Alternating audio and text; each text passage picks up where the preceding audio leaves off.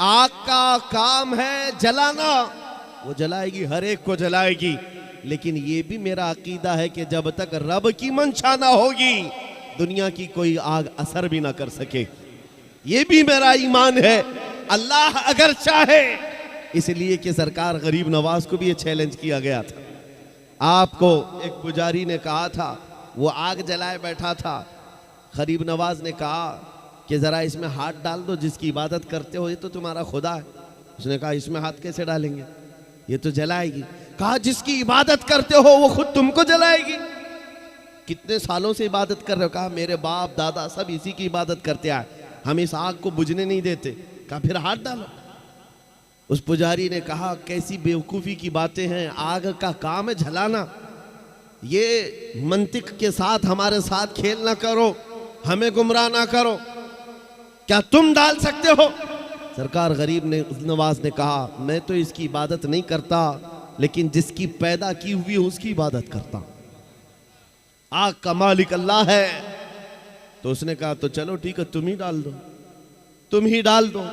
सरकार गरीब नवाज ने हाथ नहीं डाला। बहुत बड़ी आग लगी हुई थी, बड़ी आग है जिसकी पूजा हो रही थी। उस पंडित की गोद में एक छोटा सा बच्चा था, साल भर का, 1.5 साल का। उसकी गोद से बच्चे को ले लिया और आग में चले गए, अंदर चले गए। अब ये चीख पुकार करने लगा कि ये दुर्वेश आया, खुद भी जल गया, मेरे बच्चे को भी ले गया। और इतना हल्ला किया कि अंदर से वो नजर नहीं आ रहे थे। लोग जमा होने लग गए, आसपास के सब जमा हो गए और सबको ये हैरत थी कि ये जलकर राख हो जाए, आग को बुझाएंगे तब ये मिलेंगे। काफी देर हो गई, मजमा जब इकट्ठा हुआ, कई पुजारी आए। सरकार गरीब नवाज अपना दामन झाड़ते हुए आग से बाहर तशरीफ ला रहे हैं। बच्चा भी गोद में मौजूद है, सही सलामत है। उसने छीन करके अपने बच्चे को लिया, जगह जगह पकड़ कर देखा, पेशानी भी ठंडी है, कपड़े भी ठंडे हैं, कोई गर्मी का असर नहीं है। मेरे अजीजों गरीब नवाज तो अल्लाह के वली हैं, उन्हें आग नहीं जलाई। बात तो समझ में आती, बच्चा पुजारी का था, ये क्यों नहीं जला? मुफस्सिरीन कहते हैं, तारीखदान कहते हैं, देखना ये है हाथ में किसके था बच्चा। इसीलिए हम कहते हैं ख्वाजा का दामन, गौस का दामन, अरे जहां हाथ लग जाए उस पर आग नहीं लगती। मैं आपसे ये बात कर रहा हूं, हमसे भी कहा गया था ये कैसी बातें हैं, बड़े बड़े दावे हैं। हमने यही कहा हमारा दावा नहीं है, ये रसूलुल्लाह की इज्जत की बात है, ये नबी पाक की हुर्मत की बात है। आओ मैं सैयदना खालिद बिन वलीद की बात को मुकम्मल करूंगा। आप हज़रत को जगह दे दीजिए। याद रखे वो एक सैफुल्लाहिल मसलूल खालिद इब्ने वलीद रज़ी अल्लाह ताला अन्हु, जानते हो 125 जंगों में शिरकत किया, एक जंग में भी शिकस्त नहीं खाई। और एक जंग का हाल ये था, किस चीज पर हम सब की तवज्जो होनी चाहिए, वो तवज्जो कर। मैदान जंग में शरीक है और लड़ते लड़ते उनका हाल ये था, वो खुद फरमाते हैं एक बालिश्त जगह भी मेरे जिस्म में ऐसी नहीं है जहां तीर ना चुभाओ, तलवार ना लगी हो। पूरे जिस्म में कोई एक जगह भी एक बालिश बराबर बाकी नहीं, हर जगह जख्म थे।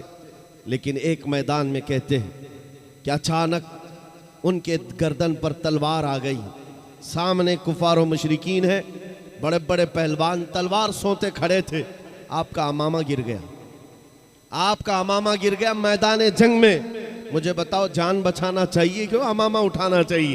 पहली तो अपनी गर्दन बचाई जाए, अपनी जिस्म को बचाया जाए, क्योंकि जान बचाना फर्ज है, जान बचाना फर्ज है। खालिद इब्ने वलीद सैफुल्लाहिल मसलूल, इस्लाम के अजीम सिपह सालार ने गर्दन नहीं देखी, वो अमामा उठाने चल पड़े और उठाया, बड़े आराम से सुकून से उठा करके पहनने लगे। और जिन्होंने तलवारें उठाई थी वो सकते में रह गए। एक छोटा फौजी भी ये गलती नहीं कर सकता, सिपह सालार इतनी बड़ी गलती कैसे कर सकता है? लोगों ने हाथ तलवार उनके नीचे आ गए। उसके बाद जालिमों ने, दुश्मनों ने पूछा खालिद इब्ने वलीद तुम्हारा ही नाम है? कहा तुम ही सिपह सालार हो, लेकिन ऐसी गलती कैसे कर सकते हो जब तुम्हारी गर्दन पर तलवार लटक रही हो और तुम अमामा उठाने के लिए निकल पड़े हो? पगड़ी बचा रहे हो कि गर्दन बचाना चाहिए? खालिद इब्ने वलीद ने मुस्कुरा कर कहा तुम्हें पता है तुम्हें पता है मैं जिस जंग में भी जाता हूँ अल्लाह की मदद से फतह याबी जरूर मिलती है और फतह का झंडा गाड़ कर आता हूँ, लेकिन इसके पीछे राज ये नहीं है खालिद बिन वलीद अपने बाजुओं की ताकत पर भरोसा रखता हो और अपने बलबूते ये जंगों को फतह करता हो। मेरा विजदान और यकीन ये है इस अमामे मुबारका में रसूलुल्लाह के 3 मुँह मुबारका है, रसूलुल्लाह के 3 मुँह मुबारका हैं और मेरा यकीन यही है जब तक ये सर पर होते हैं अल्लाह मेरे लिए मैदान आसान कर देता है। निस्बत मुस्तफ़ा पर उन्हें फख्र था, उसी निस्बत पर वो फतह याब हुआ करते थे। ये सहाबा की बातें अर्ज कर रहा हूँ। आपको पता है एक मर्तबा ईसाइयों ने आपको चैलेंज कर दिया था कि अगर तुम्हारा दीन सच्चा है तो आओ खालिद बिन वलीद हम और तुम सामने बैठते हैं मुबाहिला, अगर दीन तुम्हारा सच्चा है तो जहर की एक शीशी लाई ईसाइयों ने, कहा कि इसको दोनों लोग पिएंगे, जो बच गया उसका दीन सच्चा है। और ये झूठे लोग इस तरह से कभी आगे आ भी नहीं सकते, चैलेंज तो कर लेंगे लेकिन आ नहीं सकते। खालिद बिन वलीद को जब ये कहा गया और वो जहर ऐसा था कि अगर चमड़ी पर भी लग जाता तो चमड़ी जल के निकल जाती, और उस जहर को पीने की बात थी। सामने बड़े बड़े पादरी बैठे हुए थे, उन्होंने सोचा था कि डींग मार लेंगे, लेकिन उन्हें पता नहीं है मोहम्मद अरबी का शेर है, नबी करीम सल्लल्लाहु अलैहि वसल्लम के गुलाम हैं। ये जिस तरफ निकल गए तूफान और आंधियों ने भी रुख मोड़ लिया है, समंदरों ने रास्ते दे दिए हैं, दो नीम इनकी ठोकर से दहरिया व सहरा। ये इकबाल ने कहा था पहाड़ उनकी हैबत से राई, सिमट कर पहाड़ उनकी हैबत से राई। खालिद बिन वलीद ने कहा आ जाओ सामने आ जाओ, बैठते हैं, मैं तैयार हूं इस बात के लिए कि जहर हम भी पिएंगे, तुम भी पी लेना, जो बच जाए उसका दीन हक है। लेकिन मुकाबले के लिए जैसे ही सामने आए, जहर की शीशी रखी हुई है, बहुत खतरनाक जहर है, चमड़ी पर भी लग जाए तो जल करके निकल जाए। आपसे कहा गया उठाओ और पी लो, तो हजरत खालिद बिन वलीद ने कहा दोनों की तरफ से पीना है, लेकिन उन्होंने कहा नहीं पहले आप करेंगे। हमेशा बातिल डरता है और उसको शक ही तो है, हक होने का यकीन नहीं है जितना ईमान वाले को होता है। ईमान वाले को होता है।